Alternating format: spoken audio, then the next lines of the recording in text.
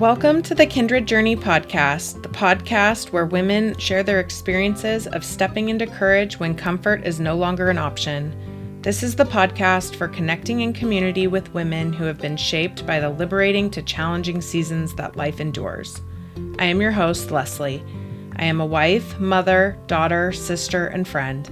I too have experienced these seasons in life, and I want you to know that you are surrounded by a community of courageous, real women here for you. I can't wait to connect, so grab your favorite beverage and join me on this kindred journey.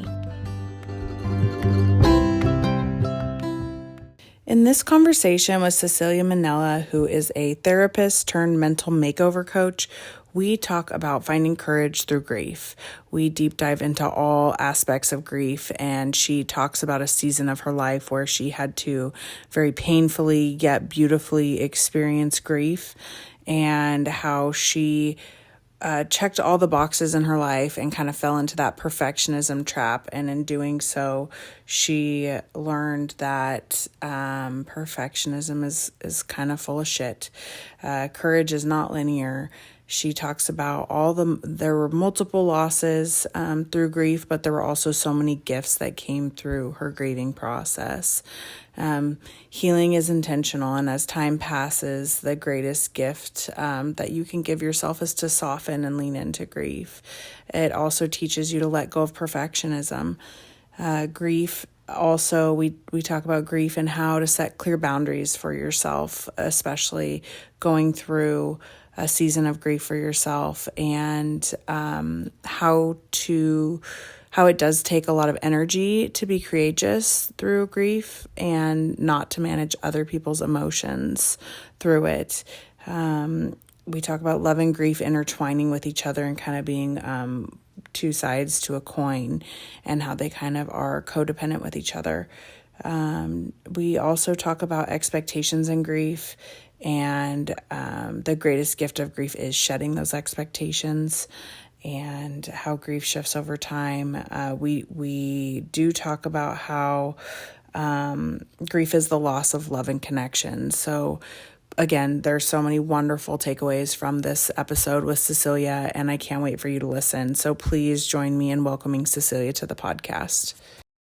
Hello, Cecilia. How are you today? I'm good. Lassie, how are you? I'm doing wonderful. It's sunny here, even though it's quite chilly, but can't complain when the sun's out. I So, agree. It's sunny over here and also a little bit chilly. So oh yeah, 'tis the season, right? I agree. Yes. Since we're recording this a few weeks before Christmas, and it won't go out until the new year, since the podcast is launching in the new year. But I have had the opportunity to connect with you. But how about you tell the guests a little bit more about yourself? Sure.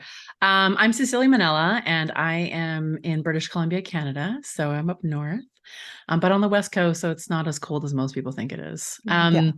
I'm a therapist and coach, and I have worked with so many people. And right now I'm on a mission to help people level up their lives through building better connections with themselves and others in their lives. I'm also a business owner, podcaster, doodle mom, and a bit of a research nerd. Awesome. Awesome. I love it. Well, I've listened to a few of your episodes already of your Oh, great. podcast, and I think it's absolutely wonderful Thanks. what you're sharing and what you're doing, and yeah, your voice out there on the podcast world. So thank you Thanks. It's for been so thrilling. yes. Well, thank you for showing up here as well. Yeah, thanks for So having me. I'm excited. just before we get started, I just want to note that thank you for showing up and Mhm. and being willing to share your story. I know that is courage in itself, but Thanks. also that this is a safe place, and Mhm. for you to be able to be vulnerable and share your authentic story. This Thanks. is a sacred and respected space. So Mhm. before we get started, but if you could share a season or moment in your life where you Mhm. either chose or maybe not so much chose, maybe were forced into courage. I know we've kind of talked about that a little For bit, sure. when comfort was no longer an option. Yeah, for me, it was forced. Yes. Not necessarily a choice. And, you know, it's interesting. So just a little premise of the story. It's, going into the helping field at a young age in my early 20s, it was always interesting that I could manage everybody else's storms and their craziness. And I don't think I ever really imagined that I would have to deal with my own kind of depth of, let's say, of my own storm of having to choose some courage. But it happened in 2016 when my husband died suddenly. And I was not expecting that. None of us were expecting that. And kind of turned my life upside down in a heartbeat, literally. Yeah. Mm-hmm. I could not imagine. I'm so sorry for your loss. I Thank know you. time heals, time heals things, but still, I'm sure, Mm-hmm. not an easy story to share. And maybe you could go into as much Mm-hmm. detail as you'd like about Sure. that season and what that felt like for you and the emotions that maybe, like you said, it was a forced courage. It wasn't Mm-hmm. a by choice courage that you stepped into in that season of your life. Yeah, it's like the way I usually tell the story is, I bought into the whole idea of perfection, right? I was a really good student, got like all the A's, went into university, followed that kind of perfect plan that we're told to do, do all the things in the correct order, go to school, get a really good education. And I did that and I found social work and it was really important to me and it was really passionate. And then it led into more of doing therapy. And then I went into my master's program and did really well and excelled and had all these amazing opportunities career wise. And, I did all the perfect things. Met this amazing man and I decided to start dating. I mean, dated the duds, everyone dates the Right. duds, like the bad boys and all the things that happen. And then met my husband, which was, I mean, it was absolutely lovely, tall, dark, handsome, funny, great work ethic, all the things, everything you're supposed to be looking for. And we were in the right place and things progressed really quickly. And we moved in together really fast, like within 3 months, and we bought a house within like 6, 7 months of dating. Like we were in it. We were in it. Like we just both Hmm. knew we were in it in that way and that we were each other's person, so to speak. And, and again, just falling into that kind of perfect story, getting the house and the white picket fence and all the things that come with it. And we were kind of in the midst of trying to have a family. And he had a major seizure one night on June 12th of 2016 and ended up in the hospital and like in a coma basically for 5 days. And then Oh, gosh. like at the 50, I had to make the decision to take him off life support.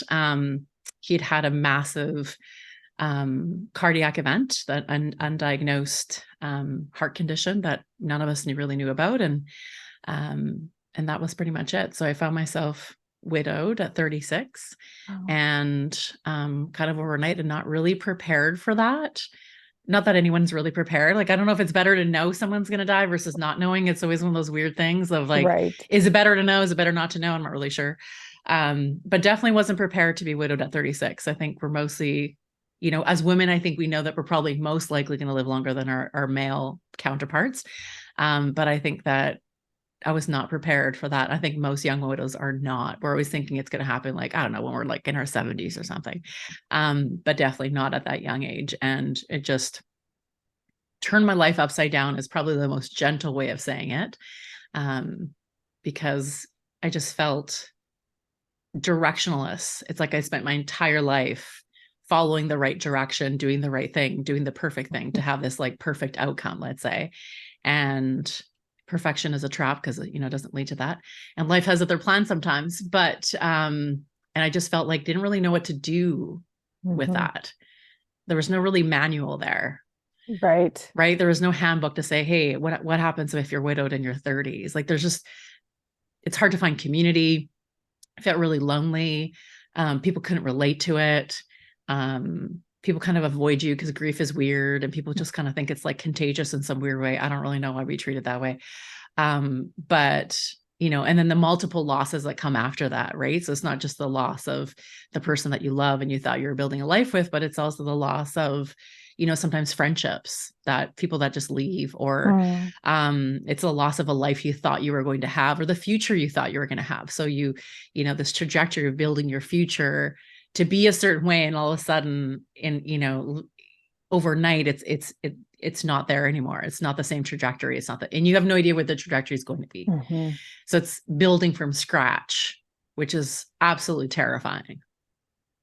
Oh, I can't even imagine. And thank you so much for sharing Hmm. a few beautifully put things that you shared with the audience. Is, like you said, there are multiple losses through grief, and Hmm. there is no manual, there is no trajectory. You're experiencing things, and to be honest, I don't even think of, like you said, it's not normal to think, oh, when my spouse dies, this Hmm. later in life, like you assume, and just like a parent, expects Hmm. to go before their own child. I mean, it's just Absolutely. something you don't think about. And uh, I, one thing that you shared, you said on day 5, you had to Hmm. make a big decision. I mean, I can only Hmm. imagine how lost, and like you said, gently said, upside, your life was turned upside down. Right.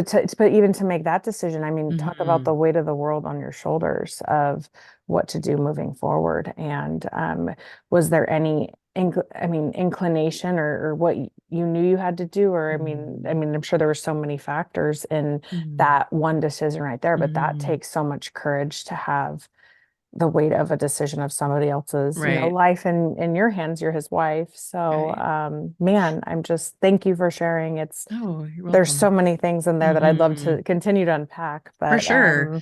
Yeah, the decision comes out, people have asked me about that, like making that decision. And I'm looking at it now from my point of view, right? Like from this mhm, perspective of being, 7+ years out, going on 8 years out of it, right? So at the time, I was super numb. Like I don't really mhm, remember feeling very much besides, out of my body most of the time, which I know as a therapist is a trauma response. Like I understand that.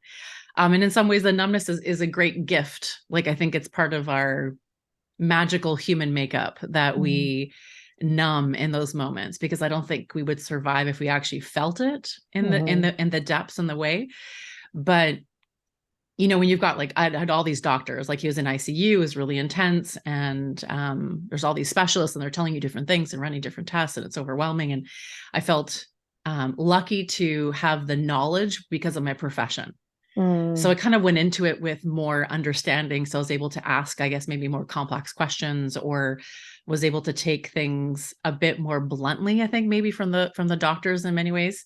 Um, and also my sister-in-law, so my husband's sister was a nurse. So she's a retired nurse. So it was easy, I think, to kind of easier to understand the gravity of the situation because we had mhm, some medical background. And the decision to take him off life support for me was the greatest gift of love. And mm, I know that sounds so messed up when I say it, but no, like he would have hated the idea. I mean, he was such an active man. I mean, he would, he had, him and his best friend would cycle like 30 to 50 kilometers on a weekend, right? Like he was climbing mountains, and he was a cyclist, and he was always like so in his body. It was, he built things. He was very much a person who like needed to do things with his hands. And we'd had conversations in our relationship around, like, when you get married, when you mhm. marry a therapist, you're talking about a lot of things that most people, I, most couples probably don't talk about. So I'm having all the conversations about like death and dying and these things and all these things and what do you want? And I remember him saying, like, he would be a life without being able to be as active as he was would be horrendous for him. And that if he was ever in a position where he couldn't make the decision, he wanted me to make the decision to pull the plug, like to take him mm, off life support. And so to me, as awful as that was, it was also like the final gift of love, mm, because that's what he wanted. mhm. And so it wasn't really my decision in a weird way. It was really his decision. And I was just the advocate, I guess, for his decision because he wasn't able to make that decision for himself. By because you already knew, and Mm-hmm. that's kind of my next question, where I was headed. You kind of already tapped into that a little bit, but your Mm-hmm. profession as a therapist, like, how did that kind of intertwine with this experience of courage for you? I think, like you said, you asked all the questions. You asked a lot of questions that you don't normally ask when you first start dating somebody. I'm sure the It's really therapist. hard to date a therapist, just saying. Like I feel really, a lot of compassion for those who are in relationship with mental health practitioners, because we just know so much and we just are not uncomfortable with a lot of topics, right? So Right. That are I think foreign to having those, other yeah, people. for sure. And having those pre-conversations make a really big difference, right? And I think then the post piece, um, like after he had died and all the swirliness that comes with that. And honestly, I don't remember the nitty gritty pieces. I have flashes of like what happened afterwards. Like I don't really remember how I got from the hospital to my parents' house, but I'm sure someone drove me. I don't really I don't really remember the details, and that's really normal. And that's it's a trauma response that I'm aware of. And so knowing that, I think it just helped me just release the expectations to be like, whatever, my body's going to do what it's going to do. And my brain is going to protect me from some hard things. And that's okay. Right. And that's the way it should be. And so that helps with the initial pieces of it. But then the going home to an empty house, like no one ever prepares you for that. When you're sitting around going, what do I do now? Right. Like, what do I do now? What is the right thing? What is the wrong thing? And just being really gentle. And what I did, I tell the story often to connect with other people, but also allow them some grace when people think they're not doing it perfectly or not doing it right. And, he died in the summer, and 2016 was we had a massive heat wave out here. So I think it was like heat wave a lot of places. And I love summer. I love being outside. I had a garden and everything. And I just closed the blinds. Like I spent the entire summer inside. Like I didn't leave my house. And I had such gracious neighbors, and my neighbor would come over and mow the lawn and do all my yard work. And I'd like peek through the blinds and like watch him do it and be like, I should probably go out and say thank you. But like, I don't have that capacity. Like I don't have the emotional bandwidth to do anything besides get up in the morning and try to face my day. And I didn't want to cook. So like, I just ate pizza, drank a lot of wine. It was probably really terrible. And after like 5 or 6 weeks, it's like, I had a professional, maybe that moment of courage that I had a conversation with myself that says, are we going to do this forever? Like I can't continue to hide myself in my house. I can't continue just to eat pizza and ice cream and drink wine all day, because I know that's leading down a certain path that I probably don't want to be at. And the courage to stop, like just to do this, to be like, okay, I'm going to take care of myself. I'm going to try to eat well. I'm going to try to I'm not drinking anymore. That is a gift of love to myself, which was the hardest thing to do, because that meant I was choosing to live. And not that I think I was suicidal, because it wasn't like actively, trying to not wanting to live, but it was more of the dread of waking up every morning going, oh shit, like I'm alive. I got to do this again. And I'm probably going to have to say another day, right? It's that moment between sleep and waking up where you're not quite conscious of the reality of your life. And you have that moment of thinking everything's still the way it was. And then it hits you like a ton of bricks. And you're like, okay, so this is what's happening today, right? And when I stopped drinking and stopped ordering all the pizza and eating all the ice cream, it was a decision to live. And I didn't really know what that was going to look like. I had no idea what the trajectory was going to look like. I had no idea what the next steps were going to look like. I mean, I wasn't at work. I had no idea when I was going to go back to work, if I was going to go back to work. Like I couldn't even imagine being in a room with another person and doing therapy when I was going through my own awfulness. I had no idea even if that was even possible again. And so it was making the decision to live and do the things that came with living, which was, maybe getting outside of my house and stop binging Netflix, drink some water, eat some good food, maybe interact with somebody else in the real world and not just in my house with the blinds closed. So, it's a lot of mini steps, I think, of courage. I don't think it was this aha moment of courage. I think it was one step at a time, and everything became a small step of courage in a different direction than the direction I was headed in before. Yeah. I mean, so many great things that you just shared with us. One being your neighbor coming and taking care of you. I mean, I'm sure in the moment when you felt like you said, I have to live another day, you're not probably in the mind space or of gratitude, but I've experienced certain seasons of courage where it's a not by choice. It is a forced set of courage. And the way people show up for you is such a beautiful thing. And maybe when you're in it, you don't realize it, but maybe looking back or reflecting, it's like, wow, like so many beautiful things come from a tragic Mm-hmm. circumstance, and that being one of them, that people really cared for you and cared about helping you in any way they possibly could, I think is very Mm-hmm. beautiful. And so, I think, like you said, there's so many moments of courage and choosing to live and choosing to show up for yourself.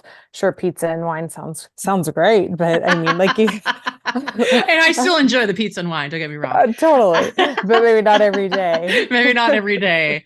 No. But yeah, I think it just, those are so many, and honoring what you needed in that time Mm-hmm. too, like to let yourself grieve, because sometimes I feel like people maybe, and everybody handles grief in different ways, but some Mm-hmm. people just bury their grief and don't even consider it. For And sure. but at least you sat with it and you honored yourself in that moment and in that Right. space. I think it's the curse of, being a therapist. So it's like at some point you got to take your own advice, right? So, or else you're just not living congruently or aligned with yourself, and also, all the friends you have are typically mental health workers too. So it's a little bit of accountability there for sure. And and I'd worked like before that happened, and after that happened, like I work a lot in trauma, so trauma therapy. Mm. I know a lot about grief, and have walked the path with people with grief, and I've been that that person that is in the muck with other people and the messiness and the discomfort of everything. But it was the first time that I was you know the client at the time and needing someone else to walk the path with me. But um there's so many gifts that come with grief, which again is a very weird thing to say. And if you had said that to me at the early on, I would have probably been really mad. But as healing happens and the work of healing, and it's more than time. Like healing is intentional. Time passes, but healing, it doesn't just happen because time passes. Healing is intentional. And there's so many gifts that come with grief. And I think somewhere along the in the depths of it, I remember having this conscious thought of, this is going to change me one way or the other. Like I actually don't have a choice now of how this changes me. But what I do have a choice on is, am I going to let it soften me, or am I going to let it harden me? Because I had witnessed in the work that I did with people how grief could really harden people. They walled up, Mm. they kept themselves safe and protected. This idea of like, well, if I don't let anybody in, then I'm actually not going to experience any pain ever again. It's self-protective, and I understand it. And then I also saw people and help people come to a place of allowing it to break them open, become softer and gooier, let's say, or more vulnerable or more exposed and more connected to the world around them and in relationships. And the greatest gift is making the choice to allow it to soften you, Mhm. because the hardening is really lonely. Mhm. And grief already is lonely. So it was like, I don't want to be lonelier. I would Right. rather be gushier, softer, more vulnerable, and have a little bit more connection with people and decide what I want life to look like. Right. And part of that, the gift was leaning into that softness. The gift of grief was really letting go of perfection and people pleasing and being authentically who I am, even though I thought I was already being authentic before. But the going through something really difficult and hard, is you lean more into that, letting go of people pleasing and really having clear boundaries. And grief taught me how to have very clear boundaries Mm. and to just say it without being worried about the outcome. Mainly because I think I was so emotionally overwhelmed. I really just didn't care, which was great. And was probably the first time in my life where I actually didn't really care whether someone actually liked my boundary or didn't like it. Yeah. And I'd never experienced that before. And as I've healed, I kind of have got like, I'm a little softer about it for sure. But I know that when like right after I'm sure I was pretty harsh because I didn't have the capacity to manage someone else's emotions when I was barely breathing and getting through my own emotions. Right. Right. And so it taught me boundaries. Like people would say, like, and just to say to people, like, in grief, when people say, well, everything happens for a reason. And they think that's comforting. And I get it. They want to comfort you, but it wasn't comforting for me. And so I would just say, I would respond and be like, well, I find that really interesting. Like, what is the reason you think my husband died? Mm. just like bring attention to, like, there's a different way to love people. You can say, I'm so sorry for your pain, or, I hug me, love me, but don't placate with grief. Right. Right. And, or when people would say, well, you lost your husband. And I would say, well, I didn't lose him. Like, he's dead. There's a difference. Like, can we just talk about death? And stop trying to like soften it a little bit. And I think because when we soften it, it felt like it was minimizing it, but it wasn't for my benefit. It was a benefit for somebody else. Right. Right. And so it's like, I didn't lose him at the grocery store. Like, he's not coming back. I didn't lose him. Like, I lost my keys. Like, he died. Like, there's a big difference. And so, and maybe because I was also part of like some grief groups, and we, all really connected on that. It's like, you just want to be able to say it how it is without having to couch it into something very soft for other people, because, it takes a lot to be courageous. It takes a lot of energy to be courageous in those moments. The last thing you want is to have the energy to manage someone else's emotions at the time. And it was freeing in so many ways to just say it, and to not have to walk around on eggshells with people. That is so such a great point in grief, and like you said, not having the capacity to manage others' emotions when you're barely handling your own. And Right. I think some people don't know how to from people on the outside, don't know how to handle grief for the person who is grieving, or and I think this is super helpful. Another thing I'd love to just maybe go back and touch on is you said that it can either harden you or soften you. And I think maybe, are there any specific patterns that you've seen either with clients or through your own experience? Like, what would be a good way for somebody to maybe lean more into softening versus hardening it, like just a small step of courage, like each day? Because from a personal experience, like I've learned, from a moment and season of courage that was forced onto my family, I decided to soften, and somebody else in the circumstance decided to harden. And so just what you explained totally mirrors exactly our behaviors and what we've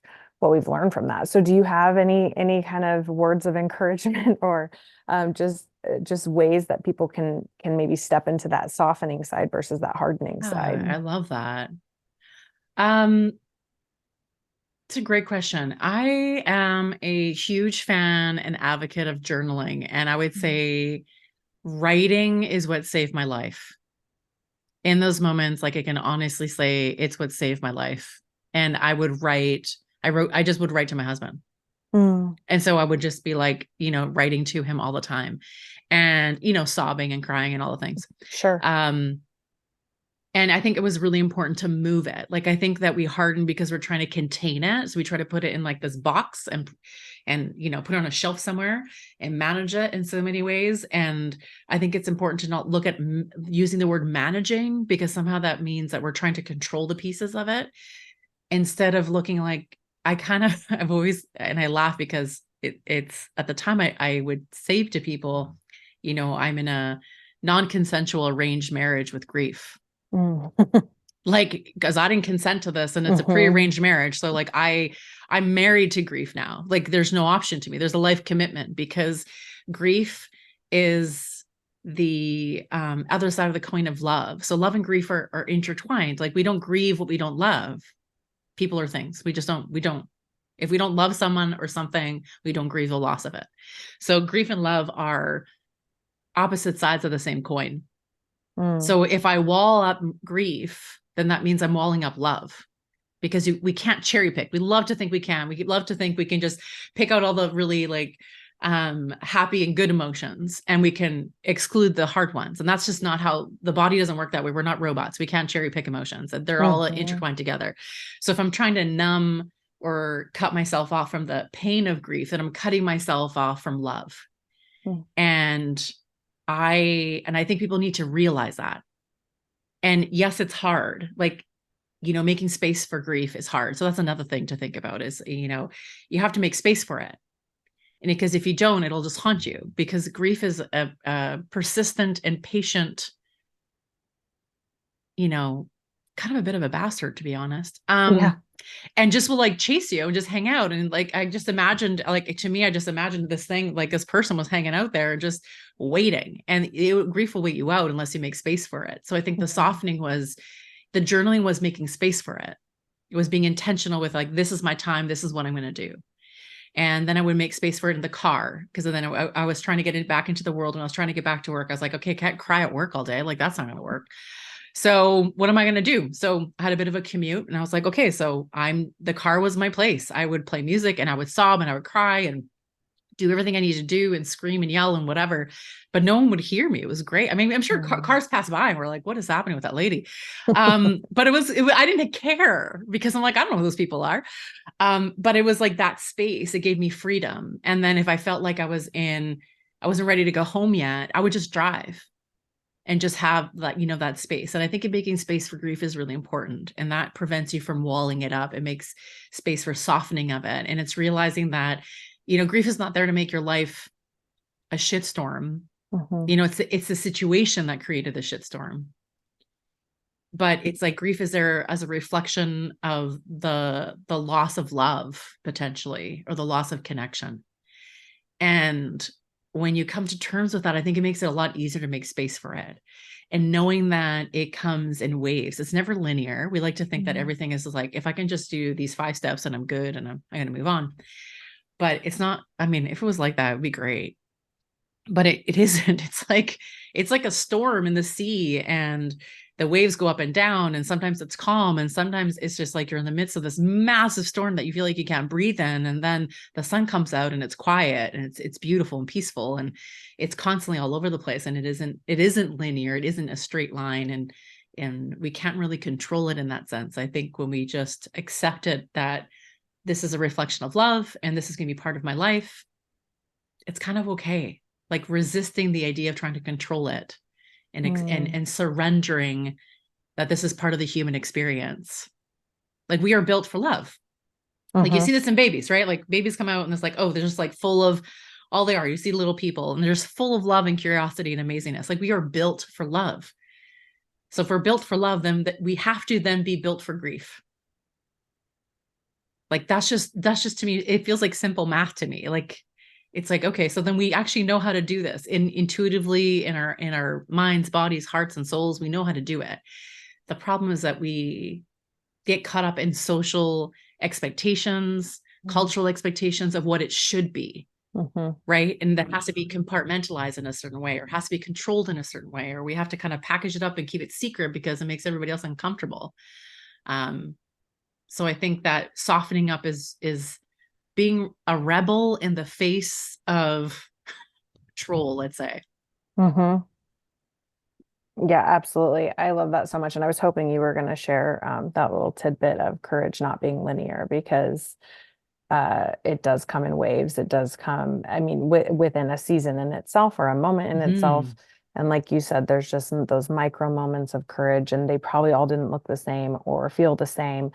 So I just love that you share, because especially sometimes we think courage, you have to be bold and step up and do something big. And it's micro doses. Sometimes the smallest little thing, just turning your negative thought into a positive thought is courage, versus because you're choosing not to stay stuck in the circle of negativity. So I just love that you share that. And I think that's a great reminder and little nugget that I'm taking forward with when I decide to choose courage, is that it's not all going to be the same. It's not all going to look the same. So, well, and sometimes we think courage is like, it's like being a superhero. It has to be this like big thing. We put on a cape and we're like, but it's this huge endeavor to be courageous. And sometimes it's just taking a shower.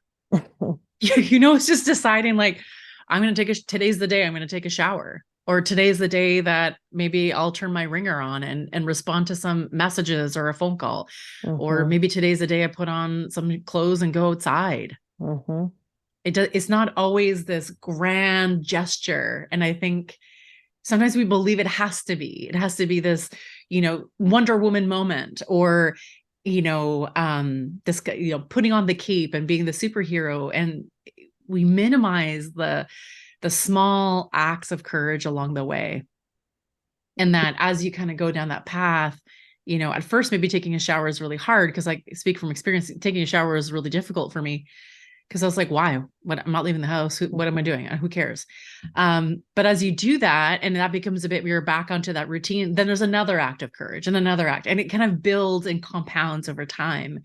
Instead of thinking like, oh, there's this massive list of things I have to do and I can't do any of them, so I'm not going to do none of them.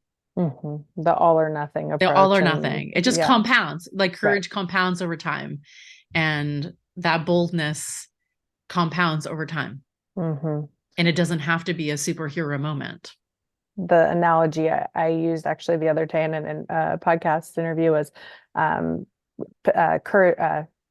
pillars of courage. And it's just like they kind of just stack on one on top of another. And then that builds and that grows. And so anyways, another thing that you were talking about a little bit earlier was others and how they manage the grief, or like you said, the things that they say. Sometimes people don't know what to say when somebody's grieving. Is there anything that you can touch on with advice or words of wisdom to those that like you said, you navigated losing some friendships, it sounds like, along the way, because they probably froze up and didn't know what to say or do or how to be around you. So is there anything you want to touch on there as far as others navigating somebody going through grief, and how what's the best way to show up for somebody that's grieving? The best way to show up is just show up. I know it sounds really silly, but so many people would say things like, I didn't say anything because I didn't know what to say. And it's like, well, not saying something means you don't give a shit. You don't care. So it's like we get so wrapped up in saying the perfect thing that then we don't say anything. And then when you don't say things and you don't show up, then it becomes like, well, I didn't show up then, so how can I show up now? Right. And so then it escalates and there's a lot of loss of relationships. So I tell people, just show up. It's not about doing it perfectly. It's about just being there. And when we're saying things to someone, ask yourself, am I saying this to make myself feel better? Or am I saying this to try to help them feel better?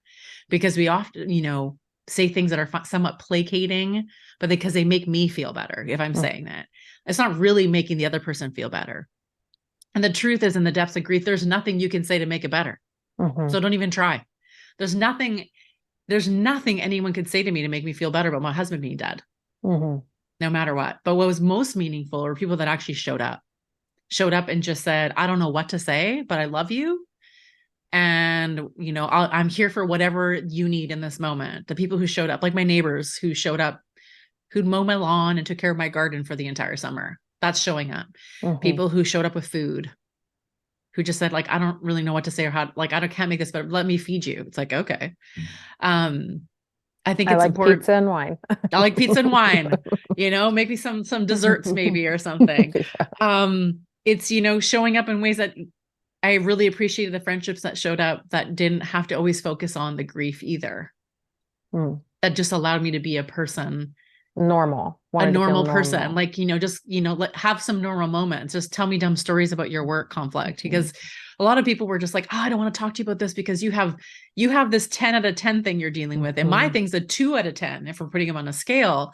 So why am I going to talk to you about my 2 out of 10 thing? And I was like, please tell me about your thing. Like, distract me with your work drama, your relationship drama, or whatever the hell's going on. It allows me to be out of my own stuff for a while. So I think it's asking the question to say, how can I support you? What is the best way? What do you need from me right now? Instead of assuming. And it's okay to ask. I think that's a really big, we get so shy, I think, or worried about saying the wrong thing that we don't ask. Just ask, because throughout, all the process. So at every point in the journey, and a journey I'm still on, I need something different. Like, our needs are constantly changing. And so it's important to have people to say, well, like, what do you need? What, how do I show up for you now? And that's, how you show up now is going to be really different than maybe that you show up in 3 months from now. It's not a constant and a stagnant thing. Right. And the other thing that people can do is, everyone shows up at first. When there's a tragedy in someone's life, holy man, there's like a million people, it feels like, show up, and it's a bit overwhelming. 3-6 months later, no one's there. because, everyone's like, oh, well, I showed up. And I think it's important to remember that it's the continuously showing up. It's a continuously checking in. And that just because everybody else's life goes on, yours doesn't, it feels like it just stays stuck. Mhm. And that's really hard. It's hard at the beginning when you have all these people and you're managing all this attention. And then all of a sudden, when you're like, the numbing goes away and you're kind of in that sadness and in the depth of grief. And then you realize there's actually not very many people around anymore because everyone thinks I'm okay, Mhm. or everyone else has moved on with their thing and they're not really here. Right. So I think it's important to remember to show up continuously and be okay with talking about the grief or talking about the loss or talking about the challenge that someone's going through, because it just allows a space of safety. Mm. I absolutely love that. Thank you so much for sharing. I think that's helpful, not just for me, but for the listeners as Mm-hmm. well, because it's like you said, sometimes people just freeze. Sometimes people Mm-hmm. say the wrong thing to make them feel comfortable about quote unquote showing up. Mm-hmm. So I think that is so many helpful words of wisdom in there. And just to show up, I totally agree. It kind of reminds me of, when you get home with a baby and everybody wants to bring you food, and while it's very appreciated, it's a little bit overwhelming because Right. but then everybody leaves, or everybody Mm. kind of goes away, and then I know it's not the same, but then it's like days that are really hard, and like you hit Mm. your knees and you're in tears, and when you least expect certain things to happen, it's just like this is when I need somebody to show up for me. So Right. It's so like 3 months when the baby's 3 months and you're like, I haven't slept for 3 months. And now I yeah, have, like, who's bringing me food? Like, who's help? I can't take a yeah. shower. Like, where are all the people that were here before? It's the same idea, right? Yeah. It's this like massive transition in your life, and everyone shows up at the beginning and then doesn't show up later. And I think in grief, that's really important. And also, um, and I was at fault of this too, thinking like the firsts were all the hardest. And the Mm, truth is what I learned really quickly is that it's not the firsts that are hardest, it's the seconds that are hardest. mm, It's not the first year that's hard. It's hard, but you're kind of numb for a lot of it. And you're mhm, also really anticipating it. You're anticipating the first birthday, the first wedding anniversary, the first Christmas, the first Easter, the first, all these things. You kind of build yourself up for it. And then you think like, okay, I've got through the first year. I'm like, you're kind of crossing that finish line, hoping it's going to get better the second year. Um, and the second year was significantly harder because I wasn't as numb. So I actually felt it a lot more. And I think I just expected it to be easier, and it mm, wasn't. So it was partly my expectations. But there was more of a reality of like, oh, you're not here. mhm, Like now a whole year has gone by and you're not here. All of the now there's more things that have happened in life and you're not here, and it becomes more apparent that that person is no longer there. So in grief, I really tell people like the first year's hard for sure, and there's a lot of support in the first year. In the second year, people assume you got it. They're like, oh, mhm, you've done this before, you're going to be fine. So it feels a little bit lonelier, but you're less numb, you're actually more in your body, so you actually feel it more, and then the reality of that person not being there becomes more significantly impacted in your mhm. life. That's And Yeah, that's something I didn't imagine either. I think, like you said, something in the very beginning of when you were in the hospital, mhm, our bodies kind of just have that sense of numbness, and yeah. so your mind and body are a little bit separated at that point, and probably with the same year, the Mhm. first year, it's probably still a little separated, still a little bit numb, and then, Mhm. like you said, you get further, and you said expectations. You had maybe expectations. I've already been through this one year, like Mhm. on to the next year. Maybe you could share a little bit about grief and expectations. Like I'm gonna Mhm. be maybe, I don't know, did you have any expectations on when you were going to be better or over this, or like Oh my have your gosh, yeah. expectations shifted now that you Significantly. Um, it's such an interesting thing. It's like and part of I so professionally I've learned a lot because of what I've got. Like going through it yourself has changed my practice for sure, which is interesting. But I also went into it with a lot of knowledge, let's say, and experience of doing it with other people. And I think that like I expected the first year to be hard. Like I Mhm, knew that. And I kind of somewhat expected the second year wasn't going to be awesome, and it wasn't. I didn't expect, anticipate how hard it would be to take off my wedding bands. Mm. Like that took like, I think I took them off at year 3 or 4. I can't remember anymore. But the the markers that people talk about, like whether you've, lost anybody, whatever the relationship is, there's going to be like things that you hold on to that are representative of something. So, your wedding bands are a representation of your marriage, and taking those off, like I battled with that for at least a year about like, when do I take them off? Do I not take them off? What are people going to think about it? Like, are they going to judge me? Do I want anyone to like hit on me? No, if you're wearing a wedding band, no one flirts with you. It's great. It's Right. awesome. Like, don't even pay attention to me. But then it's like, do I want to date again? Do I not want to date again? Like, it was this whole thing around what that was representative, or, cleaning out the closet. Mm. Like everyone was like, you just need to, like, some people were just like, rip off the band-aid, do it now. And some people were like, never do it. I don't really care. Mm. But there was a lot of pressure around expectations on like when to do the things, Mm-hmm. like when to empty out the clothes and donate his clothes, when to get rid of his shoes, when to clean out the garage and all his tools and all his building stuff, or when to, put some of those things away that were like his hobbies, when to sell some of his things, because it's like, I don't have a need for a mountain bike that is worth $10,000 because that's what he did. It's like, I have no need for that. So do I give that away? Do I not? Do I donate? Like, there's so many expectations around the process of what that's going to look like. And I think what I learned is it doesn't really matter. Like, you just do it whenever you want to. Mm-hmm. And you do it when it feels right in your heart. And I learned to trust that process around, okay, now it feels like it's the right time. And letting go of those expectations, because there really is no prescription. If there was, life would be so much easier, but there is no prescription for it. It has to be when your heart is ready for it. And different relationships, a parent who, loses a child, like how can you prescribe what that's supposed to look like? How can you prescribe what widowhood is supposed to look like in your 30s versus your 70s? Like, how are you supposed to, it's ridiculous to me that we have these expectations of what it should look like versus just doing what feels right, and learning to just trust yourself and just do what's actually right.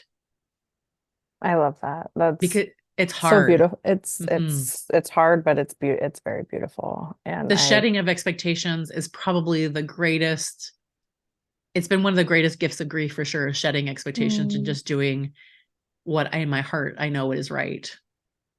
And I haven't regretted any of the steps along the way because of it. And I'm sure how much you've learned, even though it was painful, but how much you've grown as a person, I'm sure is so beautiful. And sounds like it's not only your expectations, but it sounds like others had expectations as well. And maybe that's also a good spot where boundaries were implemented, was around other people's expectations of what you should and shouldn't do, because it truly has nothing to do with them, but but everyone has an opinion. Right. And they want to give it to you. And they think they're right, even though they don't have experience in it. Well, I think you should blah, blah, blah. It's like, okay, that's great for you, but it's not like, you're not living my experience. So how would you know what I should or shouldn't do? Right. So I think it's important in grief to shed those expectations and just listen to your intuition, to your heart, to your soul, whatever you want to call it. Because I think it guides in a way that is really magical and special. And if we just get out of the way, it's there. Right. Absolutely. No, and I think trusting your heart is something that you said, so that really resonates. And you know when when you're ready. 100%, when you know. When it feels right and in alignment with yourself, not absolutely with any external factors or expectations or anything else. It's an internal thing. So. And not apologizing for it. I think as women, especially, I think we are so used to apologizing for things, for apologizing for our choices, or what we're doing or not doing, or how we say something or not say something. There's just so much apology for like our own existence, basically. And it's just being able to listen to your heart and not apologize for it, because you don't owe anyone an explanation. And society, I think Mhm. norms, yeah, I totally agree with that. Because I think you just find yourself saying innately, "Oh, I'm sorry, I'm sorry, Yeah. I'm sorry," and it's like, why? Well, be you, do what you want to do. So Right. I Or think, like when I remember when people, like a good example is that when at the beginning when people like would say, I'm so sorry for your loss. I'm like, oh, it's okay. I'm like, why am I saying it's okay?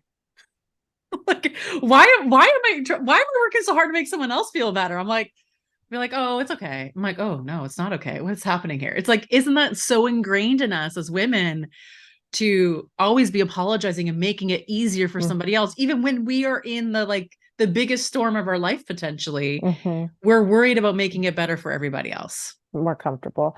And even Mhm. that saying in itself, I'm sorry for your loss. Well, you had nothing to do with it. Right. So So, why are you sorry? why are you sorry? So, but yeah, like you said, the everything happens for a reason. Right. It's like that's kind of the same kind of phrase. It's like, well, does it? Why did this happen? Let's Right. Tell tell me me. why. Tell me Or why. that when they say, well, he's in a better place. And I'd be like, why? Because being here is such a bad place. Yeah, Like that. it's It's like, it doesn't make me feel better. It just made me angry. right. Mhm. Absolutely. And the why, I'm sure the like that would Right. probably be the biggest, hardest thing for me to, Mhm. why, like you said, well, why did my husband die? Right. If this is everything happens for a reason. So Right. no, oh my gosh, so many beautiful, I mean, like you said, this season of courage, it was a long several year. It probably still Mhm. has a little bit there, but um just so many beautiful moments within a hard season in your Mhm. life. Yeah, and I think that grief is lifelong, and like I will love him to the day I die. So therefore, I'll will grieve him till the day I die. It just Mm-hmm, grief shifts over time with mm-hmm, work. Like I did a lot of my own therapy, did a lot of work, a lot of intention, and it shifts over time. It's not as intense, it's not as sharp. Um, it doesn't take over my life. I recognize it when it shows up. Um, I'm more willing to share it, like share my story, which is mm-hmm, very healing to share stories and connect with other people and realize that you're not alone in it and that other people can gain some insight and learn or feel that they've been heard because they're hearing somebody else's story is really powerful. And it'll be forever, but it just morphs in intensity, I would say. It's not as sharp. Whereas mm-hmm, before I felt like it was very sharp. And now it's much more of a kinder partner in my life. Um and it ebbs and flows and it pops up in odd times and sometimes predictable times. Like, Christmas season is always a bit hard. mm-hmm, Or just feels a bit more emotional in general, but you get to know and predict it a little bit better. Like, that's what's going to happen. Certain things might trigger things or bring things up, and you just become better at, I guess, being kinder. Like I'm so kind to myself now that it's mm. like it is what it is. Like, and I don't apologize for it. Good for you. Mhm. And that's so beautiful. I think kindness and grace, I think, especially as women, we Mhm. could be a little bit better at Oh, we could all be that. better at it. Just being a bit more kind and giving ourselves grace for not being perfect. Yes, Mhm. absolutely. And like you said, nobody's perfect at the end of the day. So, Right. but you're chasing a dark horse, a Chasing an ghost, illusion. an illusion. Yeah. And how much energy that takes to chase something that Mhm. doesn't exist is Right. exhausting. So exhausting. So, well, Cecilia, thank you so much for coming on here. As we wrap up, I do have a question I like to ask at the end of every Perfect. interview is, hindsight 2020, what would you Mm. have told your old self, before stepping into this season of courage, Mm. that knowing what you know now? Oh, it's such a great question. I think that I would have told her to be kinder to herself a lot sooner, Mhm. to just be okay with the way that it was going to go. Like, just like, I mean, and not okay in the fact that he died, but more about being okay with the process that was going to happen without being so um, judgy sometimes or getting down on herself for not being better faster or not Mhm. being at a better place quicker or um just all the weird expectations that I had to rumble with and fight with and let go of. And I think I would have just told her just to be softer and Mhm. kinder to herself. Well, that's very beautiful, and thank you for sharing that. And Thanks. yeah, kindness goes a long way. So, Mhm. Thank you so thank much, Leslie. well, thank you, Cecilia. And if you could just maybe let our listeners know where they could best reach out and find you and listen to your podcast. Yeah, that'd be great. You can find me on my podcast. It's called Mental Makeover Radio. I'm sometimes on Instagram.